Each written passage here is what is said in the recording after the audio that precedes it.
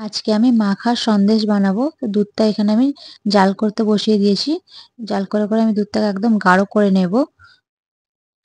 এখানে আমি পাউডার দুধও ১ চামচ দিয়ে দেব। তাহলে কিন্তু দুধটা আরো গাঢ় হয়ে যাবে আর খেতেও ভালো লাগবে। অনবরত তোমরা নাড়তে থাকবে, তাহলে কিন্তু দুধটা বসে যাবে না তলায়। তো ১ বাটি এখানে আমি ছানা দিয়ে দিলাম। ছানাটা দিয়েও ভালো করে নাড়াচাড়া করে নেব। তোমরা চাইলে হাতে করে ছানাটা ম্যাশ করেও দিতে পারো। এরকম দিলেও হবে। পরিমাণ মতন এখানে আমি চিনিটা অ্যাড করে দেব। দিয়ে অনবরত নেড়ে আমি এখানে সন্দেশটা তৈরি করে নেব।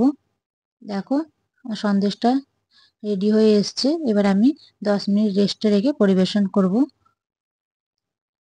তোমরা এটা ফ্রিজে রেখেও পরিবেশন করতে পারো বা গোল গোল করেও নিতে পারো বা সন্দেশের আকারেও কেটে পরিবেশন করতে পারো।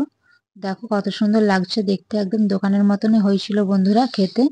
তোমরা বাড়িতে একবার এরকম ভাবে ট্রাই করবে মাখা সন্দেশটা, খেতে কিন্তু খুবই ভালো লাগে।